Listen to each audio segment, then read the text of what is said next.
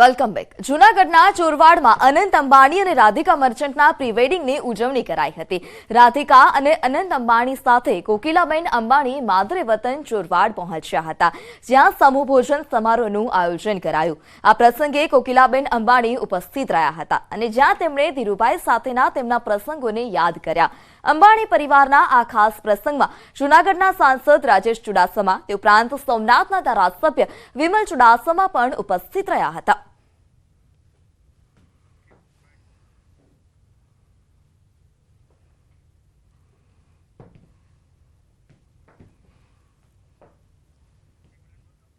તો માદરે વતન ચોરવાડમાં અંબાણી પરિવાર તરફથી સમૂહ ભોજનનું આયોજન કરવામાં આવ્યું હતું. તે ઉપરાંત લોકડાયરાનું પણ આયોજન કરવામાં આવ્યું હતું.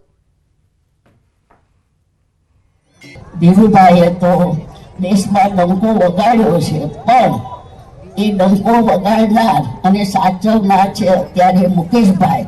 અને આપને ખબર હશે કે ધીરુભાઈએ એક રિફાઇનરી નાખી, પણ મુકેશભાઈએ 3 નાખી. એટલે બાપ કરતા બેટા સવાયા હોય તો માતાને તો ગર્વ થાય ને. અને એમાં અત્યારે અનંત આખી રિફાઇનરીનું સંચાલન કરી રહ્યો છે અને જામનગર એમના માટે ખૂબ જ પ્રિય છે કે જામનગરમાં વધારે ખુશ રહે છે અને બધું જ કામકાજ રિલાયન્સ રિફાઇનરીનું અનંત અત્યારે સંભાળી રહ્યા છે. અને સાથે સાથે રાધિકાનો પણ પૂરો જ સપોર્ટ છે કે ના, હું પણ જામનગરમાં રહીશ, અનંતને મદદ કરીશ.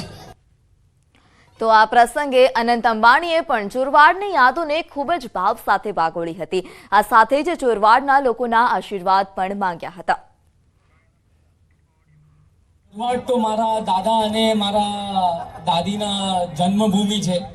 જે પણ અહીંયા રિલાયન્સમાં થયું છે ચોરવાડ કારણ થયું છે. દાદાજી ચોરવાડના છે અને મારું અહીંયા એક વિચાર આવ્યું કે એક ધીરુભાઈ ચોરવાડથી ઊભો થયો, તો અહીંયા આ ગામથી 10 ધીરુભાઈ ઊભા થવું જોઈએ, આવો મારો વિચાર છે. અને એ આ ગામડાથી થઈ શકે અને એ જ મારું વિચાર છે કે અહીંયાના જે બાળકો છે એ ધીરુભાઈથી પ્રેરણા લે અને આગે વધે. અને અહીંયા આગલા 10 વર્ષમાં અહીંયા 10 ધીરુભાઈ ઊભા થવું જોઈએ. અને આ ગામડામાં આ શક્તિ છે, આ મને લાગે છે. ચોરવાડી માતા બધાના ભલા કરે અને બધાને જય શ્રી કૃષ્ણ. તો બાદમાં રાત્રે લોક ડાયરો પણ રાખવામાં આવ્યો હતો, જેમાં લોકગાયક કીર્તિદાન ગઢવી, બ્રિજરાજદાન ગઢવી અને અલ્પા પટેલે લોકગીતો અને સાહિત્ય રજૂ કર્યું.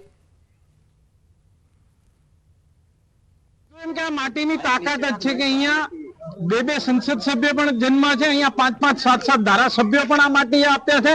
અને આ દુનિયાને સૌથી મોટા ઉદ્યોગપતિ તરીકે ધીરુભાઈ અંબાણી પણ આપ્યા. સોમનાથના ધારાસભ્ય તરીકે સેવા કરવાનો મોકો મળ્યો છે અને તેમના ગામના પ્રમુખ તરીકે સેવા કરવાનો મોકો મળ્યો છે. ત્યારે અમે જાહેરમાં કહેતા હોય છે કે અમે શેઠ ધીરુભાઈના ગામમાંથી આવીએ છીએ, અમને સમજાવવાની જરૂર નથી. અમે શેઠ ધીરુભાઈ પાસેથી શીખ્યા છે અને એના માર્ગદર્શન નીચે હંમેશા માટે ચાલતા રહેશું. તો આ પ્રસંગે કોકિલાબેન અંબાણી ઉપસ્થિત રહ્યા હતા અને જ્યાં તેમણે ધીરુભાઈ સાથેના તેમના પ્રસંગોને યાદ કર્યા.